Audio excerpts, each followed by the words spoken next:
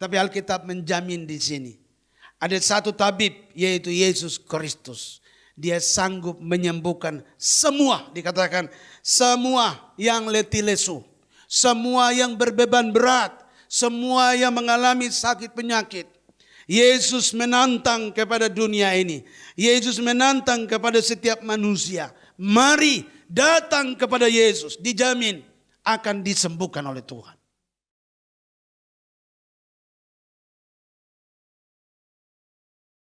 Our Father in Thank heaven, you, Lord, in the name of Jesus. help me please for today. Bless our family.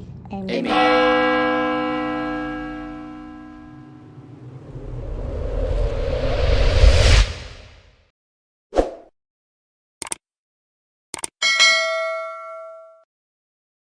Tuhan bersama, katakan amin, amin, haleluya. Baik. Puji Tuhan, Bapak Ibu Saudara yang dikasihi dalam Tuhan. Kembali pagi hari ini dalam ibadah kita akan merenungkan satu kebenaran firman Tuhan.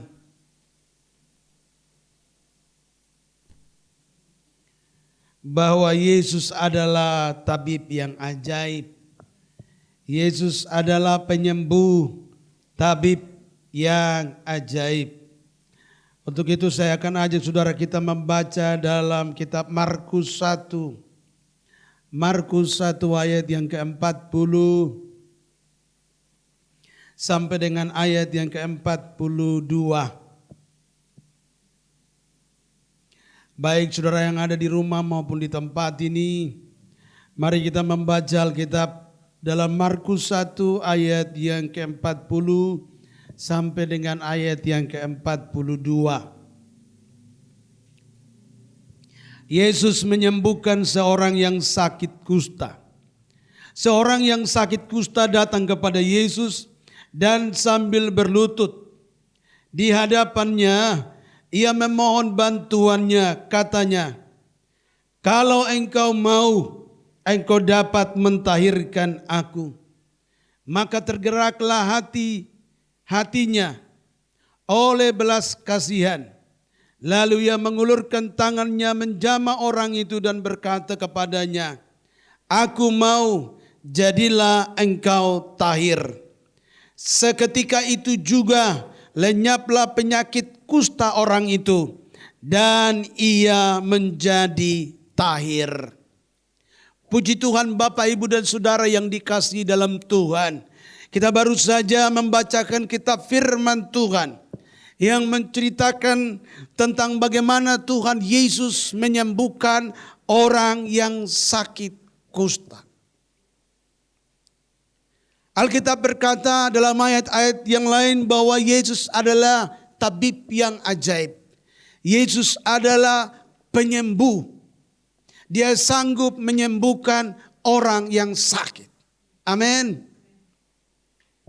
Ada sebuah cerita, ada seorang tukang potong, seorang bapak pergi potong rambut di tukang potong rambut, pangkas rambut. Lalu sementara tukang pangkas rambut ini menggunting rambut, dia bercerita. Dia katakan, Tuhan tidak ada. Lalu bapak ini tanya, kenapa Anda berkata bahwa Tuhan tidak ada? Lalu tukang pangkas rambut berkata, kalau Tuhan ada, kenapa banyak orang sakit? Kenapa banyak orang menderita? Ini buktinya bahwa Tuhan tidak ada. Lalu bapak ini sambil termenung, sehabis pangkas rambut dia keluar. Keluar di luar dia bertemu dengan seorang gila. Yang rambutnya itu tidak terurus. Jadi rambutnya sudah panjang sekali dan tidak terurus. Lalu bapak ini dapat ide. Dia bawa masuk ini orang yang rambutnya tidak terurus. Orang gila ini. Lalu dia menghadap kepada tukang potong rambut. Pak, kenapa ada tukang potong rambut, tetapi banyak orang dan orang gila ini rambutnya tidak terurus. Padahal ada tukang potong rambut di sini. Tapi orang ini rambutnya tidak dipotong, tidak terurus. Lalu tukang potong rambut berkata, itu orang karena tidak datang sama saya untuk minta potong rambut. Makanya rambutnya tetap seperti itu. Lalu bapak ini berkata, begitu juga Tuhan itu ada. Tuhan sanggup menolong, Tuhan sanggup menyembuhkan. Tapi karena orang belum datang kepada Tuhan, maka orang itu belum diselamatkan atau belum disembuhkan. Jadi bukan berarti Tuhan tidak ada, tapi Tuhan ada. Tapi masalahnya, apakah manusia mau datang kepada Tuhan atau tidak? Kalau manusia datang kepada Tuhan, maka sakitnya disembuhkan. Masalahnya dipulihkan oleh Tuhan. Nah, dari cerita ini, saya ajak saudara untuk kita melihat kebenaran firman Tuhan ini. Dikatakan di situ, Yesus menyembuhkan seorang yang sakit kusta. Sekali lagi saya bacakan. Seorang yang sakit kusta datang kepada Yesus dan sambil berlutut di hadapannya ia memohon bantuannya. Katanya, kalau engkau mau, engkau dapat mentahirkan aku. Maka tergeraklah hatinya oleh belas kasihan. Lalu ia mengulurkan tangannya, menjamah orang itu dan berkata kepadanya, aku mau, jadilah engkau tahir. Alkitab berkata, seketika itu juga lenyaplah penyakit kusta orang itu dan ia menjadi tahir. Luar biasa. Kita melihat dalam kebenaran firman ini bagaimana caranya supaya ada belas kasihan Tuhan untuk menolong atau menyembuhkan orang sakit. Bagaimana caranya supaya ada belas kasihan Tuhan menyelamatkan manusia dalam keadaan yang terpuruk. Gitu. Tadi menurut tukang potong rambut, bahwa ada begitu banyak orang sakit di luar sana. Ada begitu banyak orang mengalami penderitaan, tapi Tuhan ada di mana katanya begitu. Nah, kita lihat di sini saudara, bagaimana caranya saudara. Sudah tentu banyak sekali pandangan orang mengatakan Tuhan sudah tinggalkan bumi ini atau Tuhan ada di mana dan sebagainya. Sementara masalah demi masalah sedang terjadi. Saya mau katakan kepada kita pagi hari ini bahwa cara bagaimana supaya Tuhan memberikan pertolongan kepada kita. Tuhan memberikan pertolongan kepada wilayah kota di mana kita berada. Alkitab berkata di sini bahwa harus terjadi atau harus ada belas kasihan Tuhan. Kita melihat di sini bahwa tergeraklah belas kasihan Tuhan. Nah, ini salah satu cara bagaimana supaya Tuhan yang menciptakan langit dan bumi bisa hadir melakukan mujizat. Menolong kita, bahkan menolong orang-orang yang sedang mengalami kesulitan dan kesakitan. Jadi kita perlu belas kasihan Tuhan. Dari ayat yang kita bacakan ini, saya menemukan bahwa orang yang percaya atau manusia di bawah kolong langit ini memerlukan belas kasihan Tuhan. Tuhan tetap ada. Tuhan tetap masih melihat keadaan apapun yang terjadi di bumi ini. Baik itu penyakit, masalah, persoalan, Tuhan tetap ada. Namun bagaimana caranya supaya Tuhan yang ada ini bisa menolong, bisa melakukan mujizat?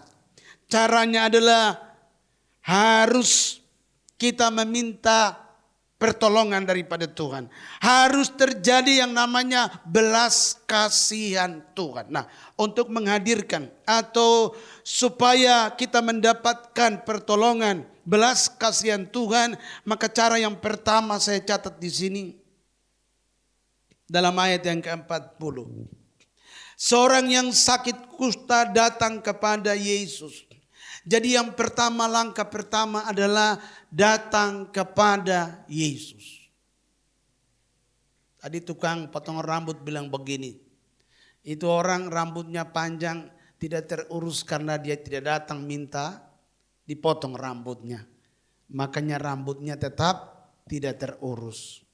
Di sini dikatakan bahwa seorang yang sakit kusta itu datang kepada Yesus. Jadi cara pertama bagaimana kita mendapatkan belas kasihan Tuhan adalah datang kepada Yesus. Ini yang pertama. Datang kepada Yesus. Kenapa datang kepada Yesus? Karena Alkitab juga berkata bahwa Yesus itu adalah juru selamat. Yesus adalah tabib, penyembuh. Karena orang sakit ini, orang kusta ini ingin mendapat kesembuhan, maka dia datang kepada Tuhan yang sanggup menyembuhkan, yaitu Tuhan Yesus. Orang kusta ini tepat sekali. Dia datang bukan kepada orang yang tidak bisa menyembuhkan, tetapi dia datang kepada Yesus yang bisa menyembuhkan. Tepat. Waktu kita mempunyai masalah pergumulan, khususnya kalau masalah sakit, Alkitab berkata di sini bahwa datang kepada Yesus yang sanggup menyembuhkan dari sakit penyakit. Nah, kita sama-sama tahu bahwa dalam cerita Alkitab begitu banyak kesaksian tentang Yesus bisa menyembuhkan orang sakit. Bahkan Yesus menyembuhkan begitu banyak orang sakit, dan Alkitab juga menjelaskan segala penyakit disembuhkan oleh Tuhan Yesus. Nah, berarti Alkitab menjelaskan di sini tepat sekali. Orang kusta ini dia tidak kemana-mana mencari pertolongan, tetapi saudara dia datang sudah tepat, yaitu kepada Yesus yang sanggup menyembuhkan. Saudara, di saat kita mengalami sakit penyakit, pergumulan, maka saudara sesuai dengan Alkitab, kita datang kepada orang yang tepat. Kita datang kepada Tuhan yang tepat, tabib yang tepat, nabi yang tepat, guru yang tepat. Yesus ini adalah seorang nabi juga. Tapi Yesus juga adalah seorang guru. Yesus juga adalah seorang pengajar yang hebat, guru.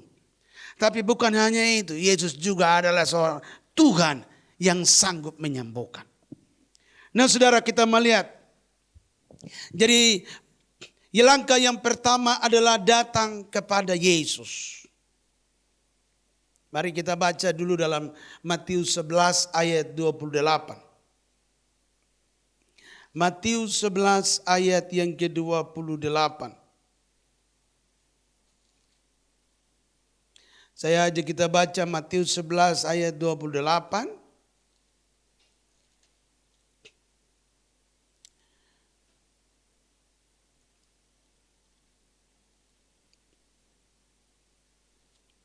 Iya, Matius. Coba satu orang sudah dapat bacakan. Matius 11 ayat yang ke-28. Marilah kepadaku semua yang letih lesu dan berbeban berat, aku akan memberikan kelegaan kepadamu. Marilah kepadaku semua orang yang letih lesu dan berbeban berat, aku akan memberi kelegaan kepadamu. Saudara, satu panggilan Tuhan yang hebat sekali dikatakan, marilah. Tadi dikatakan orang kusta itu datang kepada Yesus. Marilah kepadaku semua yang letih lesu dan berbeban berat. Gitu. Jadi di saat orang kusta ini bertindak, datang kepada Yesus. Sesuai dengan panggilan Tuhan. Tuhan memanggil orang-orang yang punya beban berat. Tuhan memanggil orang-orang yang mengalami sakit penyakit, pergumulan, masalah. Tuhan panggil mereka datang kepada Yesus. Dan Tuhan Yesus janji dalam ayat ini dikatakan bahwa aku akan memberi kelegaan kepadamu. Aku akan memberi kelegaan kepadamu. Luar biasa. Tuhan panggil, lalu Tuhan katakan, aku akan apa? Memberikan kelegaan, memberikan kesembuhan, memberikan pemulihan. Ini janji Tuhan. Dan Tuhan sendiri yang berkata, marilah kepadaku. Jadi langkah yang diambil oleh orang kusta ini langkah yang tepat sekali. Sesuai dengan Alkitab dikatakan bahwa orang kusta ini datang meminta pertolongan, meminta kesembuhan dari Tuhan yang tepat, yaitu Tuhan Yesus Kristus. Kita berdoa supaya ada banyak orang di luar sana yang mengalami sakit bisa datang kepada Yesus. Sudah tentu ini satu pergumulan kita. Maka itu selama ini kita berdoa. Ada orang yang sakit yang belum percaya Yesus. Tapi kita berdoa supaya dia datang kepada Yesus. Karena Alkitab berkata, Yesus berkata, marilah kepadaku. Semua yang letih lesu. Ini semua ini artinya semua manusia. Semua manusia, semua orang bisa dipulihkan oleh Tuhan. Bisa ditolong oleh Tuhan. Bisa mengalami kesembuhan dan mujizat dari Tuhan. Asalkan dia mau datang kepada Yesus. Ini kuncinya. Nah, sementara kita melihat di luar sana banyak berita. Dari bangsa-bangsa, dari kota-kota. Begitu banyak yang mengalami sakit. Tapi Alkitab menjamin di sini. Ada satu tabib yaitu Yesus Kristus. Dia sanggup menyembuhkan semua. Dikatakan semua yang letih lesu. Semua yang berbeban berat. Semua yang mengalami sakit penyakit. Yesus menantang kepada dunia ini. Yesus menantang kepada setiap manusia. Mari datang kepada Yesus. Dijamin akan disembuhkan oleh Tuhan. Ini satu panggilan Tuhan yang hebat sekali. Kita belum pernah melihat ada nabi yang bisa mengatakan seperti ini. Gitu. Tidak ada nabi yang marilah kepadaku. Tapi Yesus berani menjamin, marilah kepadaku. Kamu yang berbeban berat, letih lesu, aku akan memberikan kelegaan kepadamu. Satu panggilan yang hebat. Saya kira panggilan ini yang akan membuat memberikan pengharapan, memberikan pengharapan buat manusia bahwa masih ada pertolongan, masih ada mujizat, masih ada kesembuhan.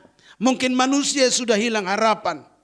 Mungkin manusia tidak ada, sudah putus asa. Bagaimana caranya mengalami kesembuhan? Tetapi lewat panggilan Tuhan ini menunjukkan bahwa harapan mujizat itu masih ada. Harapan kesembuhan itu masih ada. Tuhan masih ada di bumi ini. Tuhan masih sanggup menolong manusia. Tuhan tidak meninggalkan manusia begitu saja. Alkitab berkata bahwa aku menyertai kamu senantiasa sampai kesudahan zaman. Artinya bahwa Yesus, Tuhan masih ada. Dia menyertai orang-orang yang percaya. Dan bukan itu saja, Tuhan juga masih mau menolong setiap manusia yang punya persoalan. Baik itu dia belum percaya Yesus sekalipun. Tetap Tuhan masih memanggil, marilah kepadaku semua manusia. Tuhan masih mengasihi mereka semua. Amin. Nah saudara, jadi ini panggilan yang memiliki pengharapan. Kalau kita baca ayat ini, ternyata masih ada harapan buat manusia diselamatkan. Melihat goncangan COVID membuat seluruh dunia goncang. Seolah-olah manusia tidak punya harapan lagi. Tidak ada lagi pertolongan. Tetapi kita melihat masih ada. Tuhan masih sanggup memberi pertolongan. Karena dia berkata, marilah datang kepada Yesus. Langkah yang paling baik, langkah yang begitu tepat sekali di mana orang kusta ini datang kepada Yesus. Jadi saya mencatat, Alkitab mencatat di sini langkah pertama adalah datang berseru kepada Yesus. Yang kedua, saya catat di sini yang kedua dalam Markus 1 ayat 40 tadi. Seorang sakit kusta datang kepada Yesus dan sambil berlutut. Yang kedua adalah dan sambil berlutut. Artinya datang menyembah dia. supaya untuk kita mengalami kesembuhan, untuk kita mengalami pertolongan, belas kasihan daripada Tuhan, maka cara yang kedua adalah berlutut dan menyembah Tuhan Yesus. Saya sampai pikir-pikir, kalau saja dunia ini orang mau datang berlutut menyembah Yesus, mengaku bahwa Yesus adalah Tuhan, maka saya percaya orang akan diselamatkan. Nah ini saudara. Jadi orang kusta ini berlutut menyembah Yesus. Kenapa saudara orang ini berlutut menyembah Yesus? Karena dia yakin Yesus adalah Tuhan. Kita melihat dalam Alkitab. Dalam Lukas 2 ayat yang ke-10 saya bacakan. Lukas 2 ayat yang ke-10.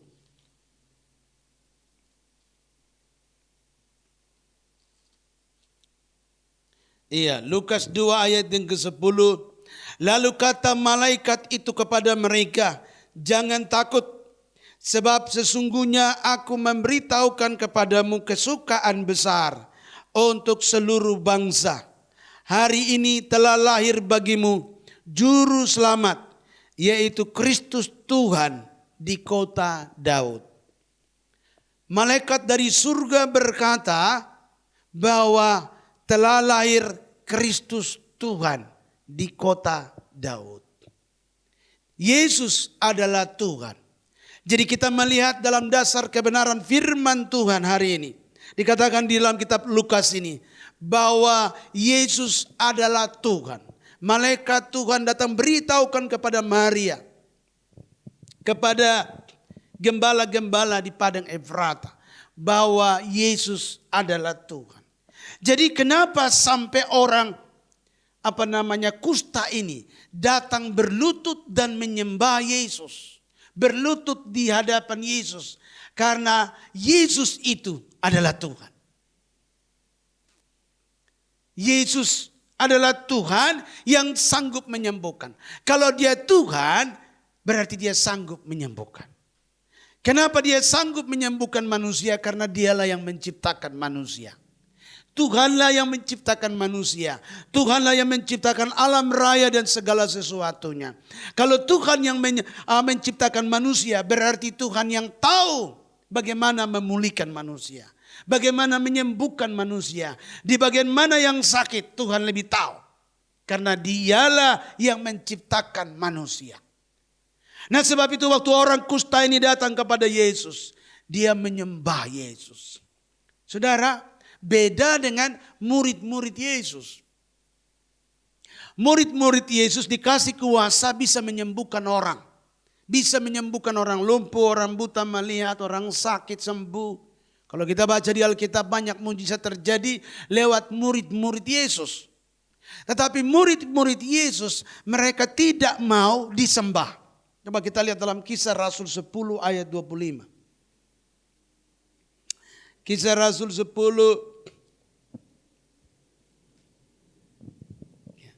Kisah Rasul 10 ayat yang ke-25 sampai 26. Ketika Petrus masuk, datanglah Kornelius menyambutnya. Dan sambil tersungkur di depan kakinya, ia menyembah Petrus. Tetapi Petrus menegakkan dia, mengangkatnya dan katanya, bangunlah, aku hanya manusia saja. Bangunlah, aku hanya manusia saja. Kalau kita melihat cerita Alkitab ini, Petrus datang kepada Kornelius dan satu keluarga Kornelius diselamatkan, dibaptiskan. Dan kemudian Petrus mendoakan mereka, turunlah Roh Kudus atas mereka. Keluarga Kornelius mengalami mujizat Tuhan sampai Roh Kudus turun atas mereka. Mereka dibaptis. Tetapi saudara kita lihat, Petrus yang disertai oleh kuasa Tuhan untuk melakukan mujizat-mujizat yang besar. Tetapi saudara, waktu Petrus disembah, Petrus berkata, aku manusia biasa, jangan sembah aku. Ini ada perbedaan antara Yesus dan murid-muridnya. Yesus adalah Tuhan yang turun menjadi manusia. Sama seperti Petrus juga manusia biasa. Yesus juga manusia, Petrus juga manusia. Tetapi bedanya, Petrus bukan Tuhan, tetapi Yesus adalah Tuhan. Kita menemukan di sini bahwa Yesus adalah Tuhan yang turun menjadi manusia.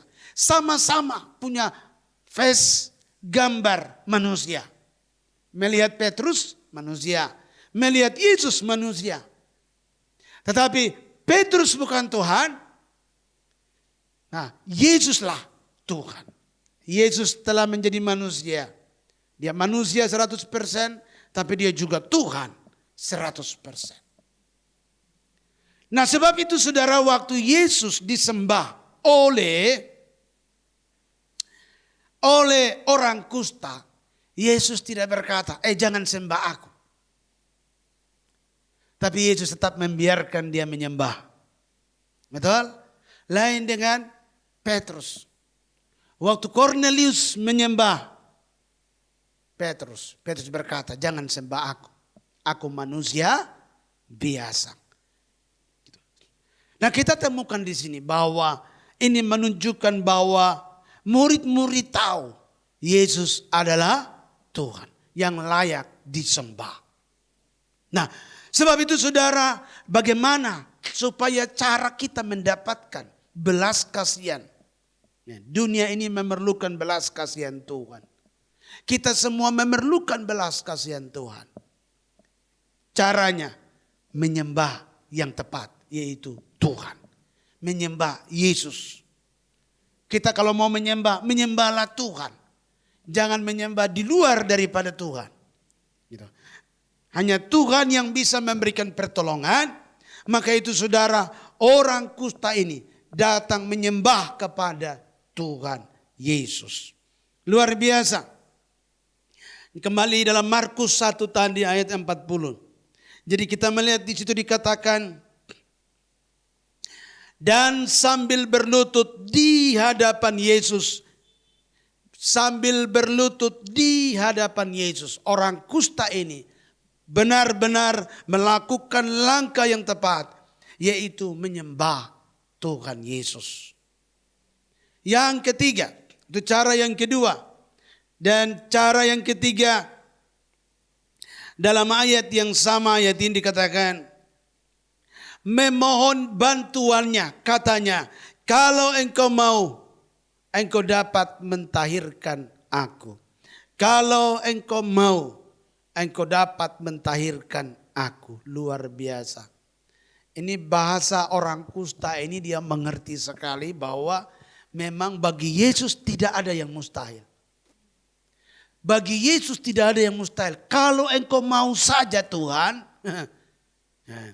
Kalau engkau mau saja Tuhan. Semua orang engkau dapat sembuhkan. Nah, ini imannya orang kusta luar biasa. Dia tahu bahwa Yesus Tuhan. Dia tahu bahwa Yesus bisa menyembuhkan. Maka bahasa dia luar biasa. Dia katakan, Yesus, kalau engkau mau saja. Gak ada artinya penyakit itu. Gak ada artinya penyakit kusta yang kumiliki ini. Maksudnya dia seperti itu. Kalau engkau mau saja, ini mah kecil. Ini iman yang hebat. Artinya begini saudara. Kalau Tuhan mau saja, corona di seluruh dunia bisa selesai. Amin. Kita punya iman yang demikian karena kita kenal siapa itu Tuhan. Sekarang tergantung Tuhan saja. Kalau Tuhan mau, sekali Tuhan tiup, corona seluruh dunia langsung out. Bagi Tuhan tidak ada yang mustahil. Terlalu bisa. Tuhan terlalu bisa melakukan mujizat apapun. Laut saja dia suruh Musa tunjuk. Angkat tongkatmu. Belum Tuhan yang angkat tangan loh. Baru Musa angkat tongkat saja laut bisa terbelah. No, apalagi kalau Tuhan yang angkat tangan. Mungkin laut habis semua kering. Itu. Baru Musa yang angkat tongkat saja, itu laut bisa terbelah. Dan bangsa Israel bisa melewati laut itu. Itu hebat sekali. Ya, nanti kalau saudara kita kalau ikut tur ke Mesir, mau ke Gunung Sinai, itu nanti kita mestinya itu mestinya nyebrang laut itu. Jadi itu sudah dibikin terowongan laut itu. Jadi terowongan di bawah. Kita nanti dari tour guide sudah mulai bilang siap-siap kita sekarang akan menyeberang dari Eropa menuju ke Asia. Keren loh. Jadi saya sampai mikir-mikir, terus bisa pakai bis. Ternyata bener loh. Jadi terowongan dalam laut, tembus. Tiba-tiba udah sampai. Itu sudah sampai, haleluya. Kita haleluya, luar biasa dulu bangsa Israel dipimpin melewati laut itu. Gitu. Dan sekarang dibikin jalan di bawah laut.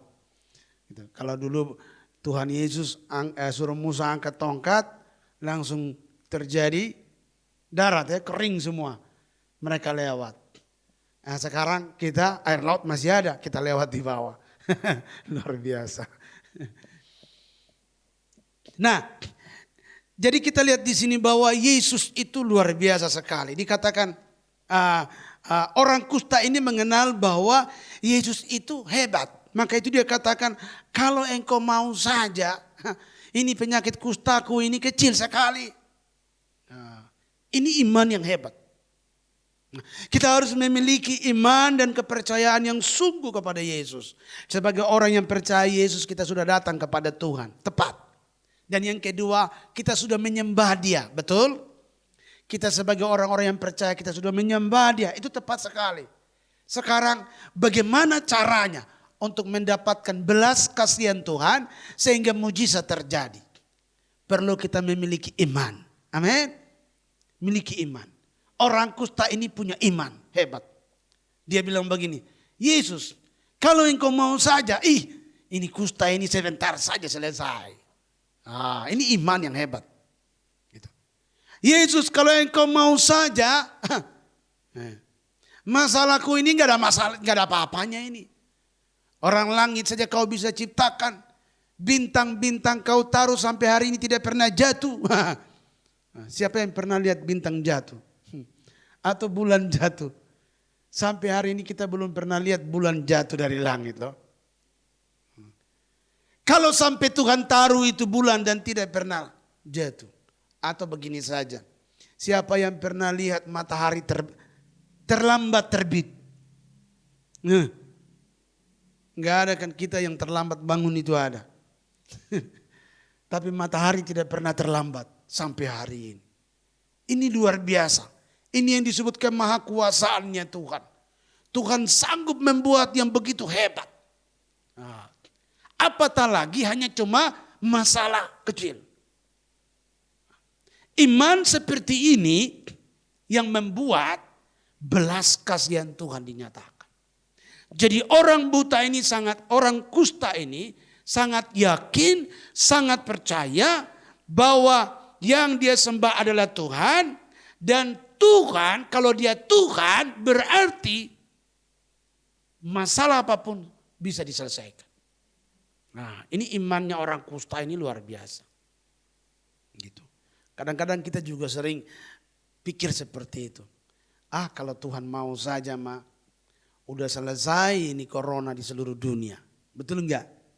Nah, kita juga sering pikir gitu. Kalau Tuhan mau saja udah pasti Tuhan kasih berkat melimpah. Betul enggak? Nah, kita sudah sering punya satu.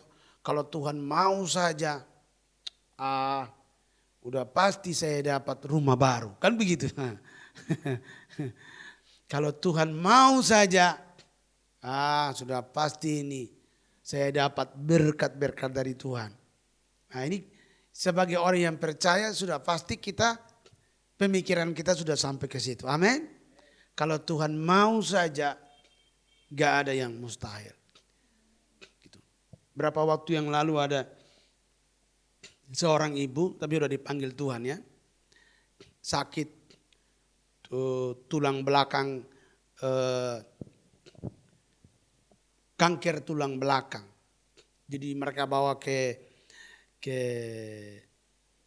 Pineng, lalu sampai di sana diperiksa di Pineng, rujukan sakitnya itu dikirim ke Australia. Dari Australia 2 minggu kemudian Australia kirim datang bahwa ibu ini sakit kanker tulang belakang. Karena di Pineng mereka tidak temukan, mereka kirim rujukan ke Australia. 2 minggu kemudian berita bahwa dia sakit kanker tulang belakang. Lalu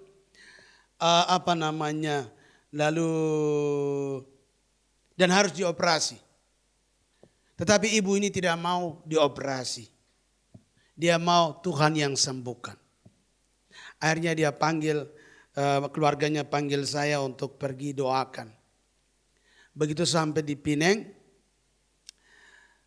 sementara mau ke rumah sakit, Tuhan kasih ayat ini kepada ibu, maksudnya disampaikan nanti ke ibu itu. Jadi begitu saya sampai, ngobrol sebentar lalu ajak doa, saya bilang, Bu, tadi Tuhan kasih ayat ini. Kalau Tuhan mau, Tuhan dapat menyembuhkan ibu. Jadi saya baca ayat ini, dikatakan di situ bahwa kalau Tuhan mau, maka Tuhan dapat sembuhkan. Lalu saya tanya sama ibu itu, ibu percaya bahwa kalau Tuhan mau, Tuhan dapat sembuhkan? Artinya bagi Tuhan ini penyakit tidak ada apa-apanya. Kalau Tuhan mau saja, dia sanggup sembuhkan. Ibu percaya bahwa Tuhan sanggup menyembuhkan kalau Tuhan mau. Lalu dia berkata, saya percaya. Sementara dia ngomong demikian, lalu kita belum berdoa, baru nyanyi, tiba-tiba kakinya bergerak. Itu karena sudah lurus ya. Waktu dibawa dari parapat itu, dari parapat itu tubuhnya lurus. Jadi mereka sewa pesawat itu 6 kursi. Untuk dia bisa tidur ya, lurus saja tidur. Tidak bisa ditekuk, badannya lurus gini. Tapi puji Tuhan dengan sampaikan firman ini, imannya mulai muncul. Saat itu juga saudara, kakinya bisa diangkat tekuk. Waktu itu anaknya duduk di kakinya, suaminya ada di dekat kepalanya. Lalu saya di sini berdoa, tiba-tiba anaknya berteriak, haleluya, haleluya, puji Tuhan. Mama punya kaki sudah bergerak. Gitu. Tiba-tiba suaminya langsung peluk istrinya nangis. Haleluya, puji Tuhan, Yesus, Yesus, Yesus. Ih, luar biasa. Dokter-dokter, suster semua lari datang. Tapi begitu mereka datang buka gorden, kami lagi berdoa, kan lagi teriak, Yesus, Yesus, Yesus. Akhirnya mereka tutup lagi gordennya. Akhirnya ibu ini bangun duduk. Puji Tuhan bangun duduk. Lalu dia berkata, saya bilang begini, Bu, udah besok pulang. Tuhan Yesus sudah sembuhkan. Saking semangatnya dia bilang begini. Dia bilang begini, iya besok pulang, besok kita pulang Pak Pendeta. Saya juga sudah, iya besok kita pulang. Saya juga semangat, besok pulang. Saya ingat lagi, Bu, tiket saya lusa baru bisa pulang. Akhirnya dia juga rubah, oh iya lusa saja Pak Pendeta kita pulang. Saking semangatnya. Habis selesai itu, begitu keluar di luar ruangan itu, dokter-dokter, suster datang. Yesus itu siapa? Saya sampai heran. Berarti mereka belum tahu siapa itu Yesus. Yesus itu siapa? Ini bukan di rumah sakit Elizabeth, bukan rumah sakit Kristen itu bukan. Jadi mereka tanya, Yesus itu siapa? Wah, saya dalam hati, berarti mereka belum tahu Yesus. Lalu saya jelasin, Yesus itu Tuhan. Yesus itu Tuhan yang datang, Tuhan pencipta langit dan bumi yang datang menjadi manusia. Itu Yesus. Jadi itu yang kami sembah. Mereka kaget. Iya ya, panggil nama Yesus, orang sakit bisa sembuh. Ah, ini luar biasa. Nah, jadi saudara bahwa kita lihat di sini, kalau Tuhan mau, Tuhan mau, tidak ada yang mustahil. Nah, ini yang kita rindukan. Bagaimana caranya supaya Tuhan mau? Supaya kita mendapatkan belas kasihan Tuhan itu. Kalau belas kasihan artinya Tuhan mau ini. Ya. Kalau Tuhan mau, kalau engkau mau, bagimu tidak ada yang mustahil. Nah, jadi supaya kita mendapatkan. Nah, kemudian ayat yang 40, kita lihat selanjutnya ayat 42. Ketika itu juga, ayat 41. Jawab Yesus, aku mau, jadilah apa? Engkau tahir. Aku mau, jadilah engkau tahir. Luar biasa. Aku mau, jadilah engkau tahir. Sembuh. Ayat 42, seketika itu juga lenyaplah penyakit kusta orang itu. Dan ia menjadi tahir. Dijelaskan oleh Alkitab di sini, seketika itu juga. Jadi tidak tunggu lama. Seketika itu juga. Bagi Tuhan, karena tadi dikatakan kalau engkau mau, dan Tuhan katakan, seketika itu juga sembuh. Ini hebat sekali loh. Tidak tunggu 1 jam, tidak tunggu nanti setengah jam lagi, atau 5 menit lagi, enggak. Alkitab berkata, seketika itu juga kustanya hilang. Langsung sembuh. Ini berarti saudara, Tuhan ini benar-benar hebat. Yesus itu benar-benar Tuhan. Sehingga orang kusta ini menyembah dia. Nah, jadi bagaimana caranya supaya kita mengalami mujizat Tuhan? Atau belas kasihan Tuhan dinyatakan kepada kita dan kita mengalami mujizat. Saya ulang lagi yang pertama tadi. Datang kepada Yesus. Nah, ini. Kenapa? Karena Yesus sendiri berkata, marilah kepadaku kamu yang berbeban berat dan berletih lesu. Jadi cara yang pertama untuk mendapatkan belas kasihan. Cara yang pertama untuk mendapatkan pertolongan Tuhan, mujizat Tuhan adalah datang kepada Yesus. Pulang dari sini sudah tentu kita juga punya pergumulan masing-masing. Datang kepada Yesus, dan kalau sudah datang kepada Yesus itu tepat sekali. Yang kedua adalah berlutut dan menyembah Dia atau berlutut dan berdoa. Berlutut menyembah Dia, berdoa. Gitu. Malam di rumah tengah malam bangun, gitu. Datang berlutut menyembah Tuhan Yesus. Bangun tengah malam berlutut menyembah Yesus, berdoa. Gitu.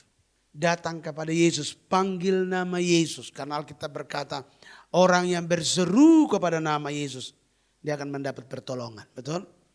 Nah, jadi berlutut menyembah artinya kita berdoa, memanggil nama Yesus.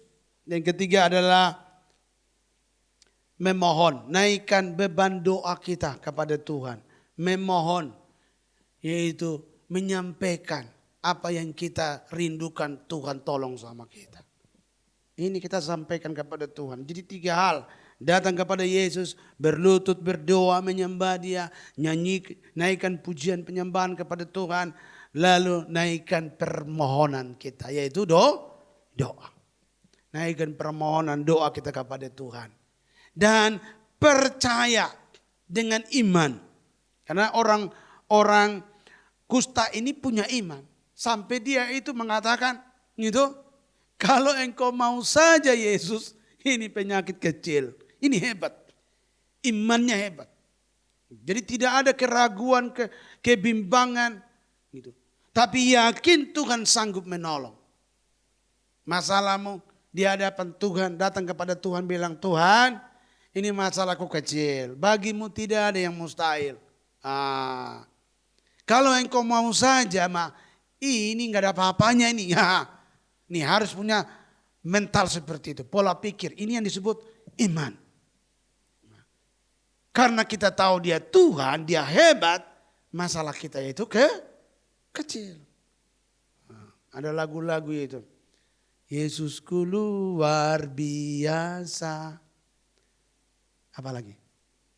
Yesusku luar biasa, masalahku jadi biasa. Gitu kan?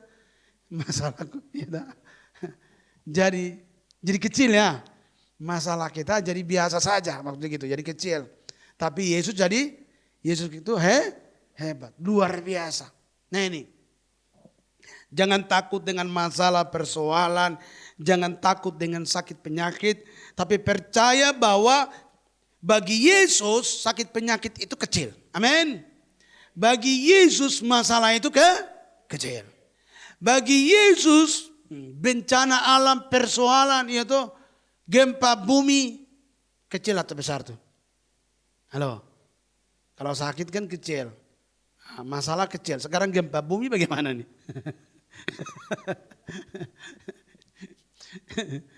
Gempa bumi juga tetap kecil bagi Tuhan. Gak ada apa-apanya itu. Bencana alam kecil bagi Tuhan. Orang bulan saja dia bisa gantung sampai hari ini tidak pernah jatuh. Kenapa kita mesti takut kan? Gitu. Nah, jadi Tuhan itu terlalu hebat. Semakin kita kenal Yesus, semakin kita tahu siapa itu Yesus, bahwa dia adalah Tuhan yang berkuasa, membuat iman kita kepada dia itu luar biasa. Karena iman kita sungguh-sungguh yakin Tuhan bisa. Waktu kita berseru, bagi Tuhan tidak ada yang mustahil. Luar biasa. Nah, jadi kita lihat yang terakhir bahwa Alkitab berkata ayat 43. Seketika itu juga lenyaplah penyakit kusta orang itu dan ia menjadi tahir. Ada mujizat, ada pertolongan Tuhan. Masih sampai hari ini. Yesus tidak pernah berubah kasihnya. Mujizatnya, pertolongannya masih ada sampai hari ini. Sampai dia datang yang kedua kali. Dia masih siap melakukan mujizat bagi kita. Amin. Luar biasa. Jadi itu sedikit renungan firman Tuhan. Cara kita mendapatkan belas kasihan Tuhan.